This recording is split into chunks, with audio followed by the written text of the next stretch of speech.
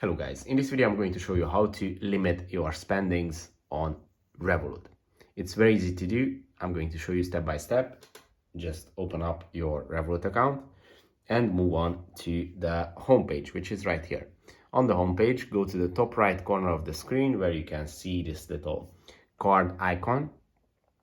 Now this is going to open up all your cards that are linked to your Revolut account. Select the one which you use and where you would like to limit your spendings, and go to the settings menu. In the settings menu, go to the second option, which is limit, spend limit. And with this, by turning this feature on, you can type in the amount of money that you would like to spend each month. And by tapping set limit, the card is going to be limited to this amount, meaning that it's going to block any other charges that go above this limit. Please consider sending a super thanks donation if this video was helpful for you.